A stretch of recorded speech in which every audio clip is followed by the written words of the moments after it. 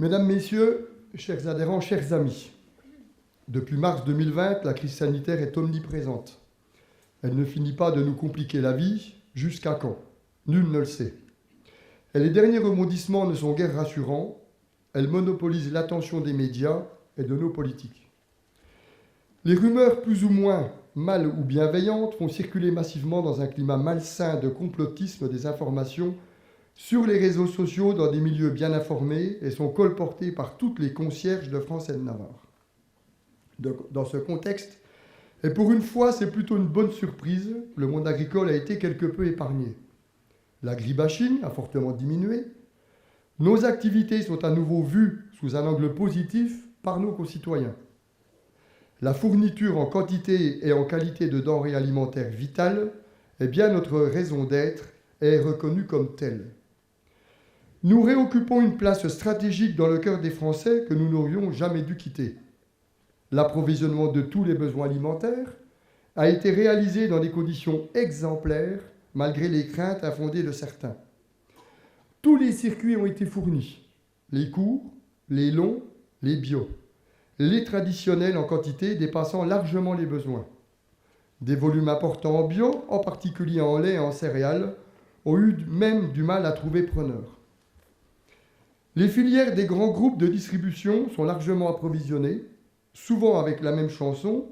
Nous, grandes surfaces, nous fournissons des produits alimentaires issus d'une agriculture saine et durable, mais toujours à des prix très compétitifs pour les consommateurs. Cherchez l'erreur. Où en est Galim et la volonté de rémunérer les producteurs à leur juste prix? Je pense que ce sont souvent des multinationales de la distribution qui exploitent les producteurs agricoles mal organisés et trop isolés. Elles ne se privent pas de les faire parler des relations idylliques qu'ils ont avec la grande distribution. Leurs messages vis-à-vis des consommateurs sont clairs. Nous avons choisi des producteurs exemplaires qui nous fournissent par des circuits raccourcis et qui nous permettent de promotionner leurs produits à des prix très abattables. Écoutez les messages de pub. Ils se terminent en général par « et c'est pas cher ». C'est un message que les grandes enseignes veulent passer aux consommateurs. Dans le monde bio, elles ont su faire passer un second message, et en particulier créé par Biocoop. Bon et bio, c'est pareil et indissociable. Je ne remets pas en cause la qualité des produits bio.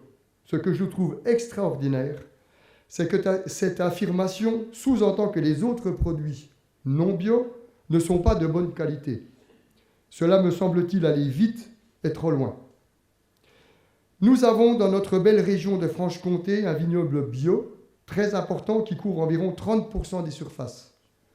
Le succès des ventes de vin tient bien sûr et avant toute chose à leur qualité et donc au travail des viticulteurs, qu'ils soient traditionnels, HVE ou bio.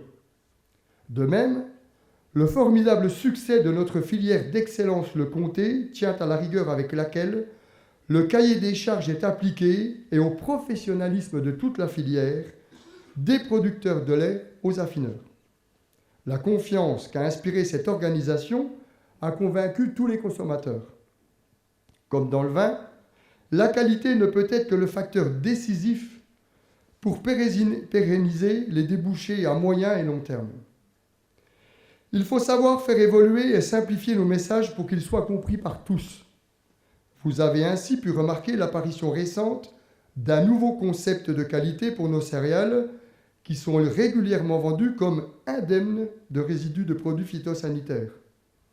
Le grain de blé étant quasiment un coffre-fort par rapport aux pollutions extérieures, grâce à la protection de ses glumelles, ce résultat est obtenu assez facilement, surtout si les traitements insecticides des grains continuent à fortement diminuer.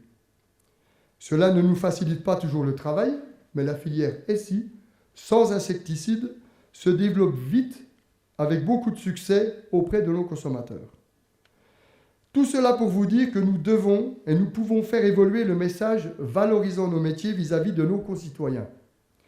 Nous ne devons pas nous opposer, nous devons respecter les choix faits par nos adhérents et la coopérative doit tous les accompagner avec le même respect, le même professionnalisme et cela quelles que soient les productions et les méthodes choisies pour leur conduite, bio ou pas en particulier. Nous essayons également de développer des filières qui valorisent au mieux nos productions, comme par exemple le chanvre, les productions de semences en tout genre, le maïs waxy, le soja à destination de l'alimentation humaine ou à destination de l'alimentation du bétail, et j'en oublie. Ce déploiement demande beaucoup d'efforts techniques et financiers. Il faut savoir être patient, valider les connaissances, ne pas s'enflammer. Les délais mis en œuvre peuvent paraître un peu longs pour certains, mais cela évite les déconvenus et autres échecs qui peuvent rapidement coûter très cher.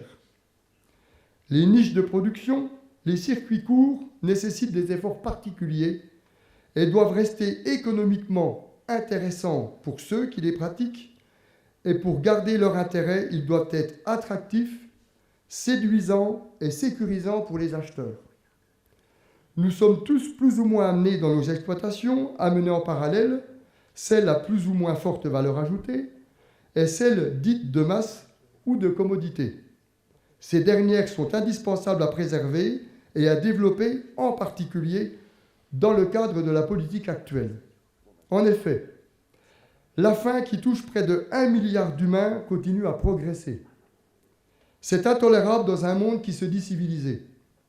Les sources de tensions géopolitiques majeures conduisent naturellement les affamés à aller chercher la nourriture là où elle se trouve et nous emmènent donc vers des conflits dont nous ne pouvons pas mesurer les conséquences, vu la faculté du genre humain à produire des armes en tout genre avec une facilité déconcertante. Nous ne pouvons qu'être fiers d'être des exportateurs de denrées alimentaires en Europe, qui est devenu, grâce à la PAC, un producteur et exportateur important de production agricole.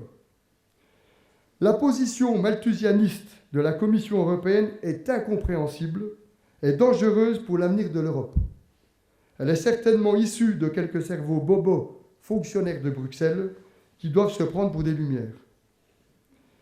Mais à la vitesse à laquelle ils vont après la désindustrialisation d'une partie de l'Europe, de la France, de la Grande-Bretagne et d'autres pays voisins, sachant que la réindustrialisation reste toujours du domaine de l'utopie, c'est l'agriculture et sa production qui sont en train de détruire. Ils ont la mémoire courte. Les derniers tickets de rationnement ont été distribués après la Deuxième Guerre mondiale dans les années 50. Puis, réagissant, l'Europe est devenue une puissance agricole grâce à la PAC dans les années 60. Et au bout d'une vingtaine d'années d'efforts, les consommateurs ont pu bénéficier de prix alimentaires faibles. Certes, aujourd'hui, nous subventionnons avec les autres grands pays exportateurs de céréales les économies agricoles, entre autres chinoises, japonaises, dont les prix intérieurs sont très supérieurs aux nôtres, plus de 500 $ la tonne pour le blé en Chine, par exemple, actuellement. Mais avons-nous le choix? La communauté européenne nous permet de vivre en paix depuis bientôt 80 ans. Jamais nous n'avions vécu une période aussi longue de calme, sans guerre. Quoique des conflits ont éclaté à nos portes récemment, Balkans, Ukraine, il ne faut pas l'oublier.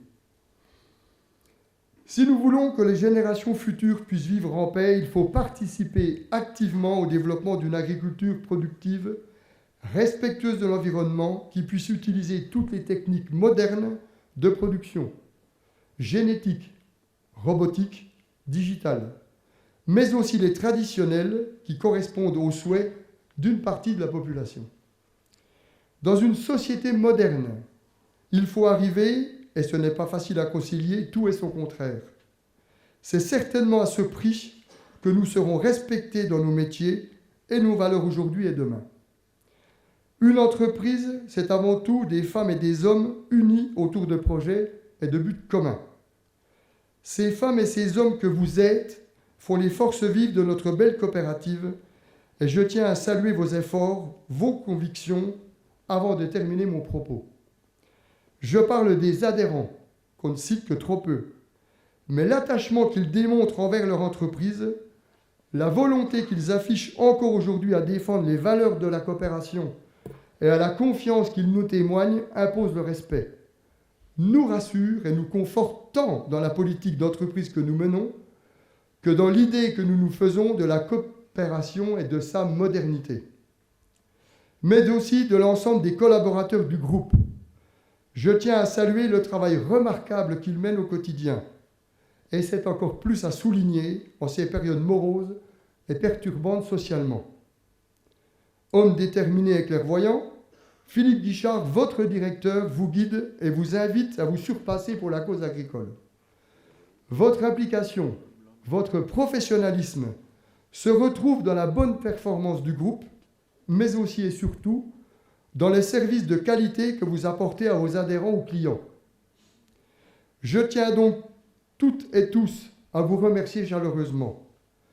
Votre comportement nous donne au conseil d'administration, à l'ensemble de l'encadrement, la force, l'envie d'être à vos côtés et de se surpasser pour cette belle entreprise qu'est Interval.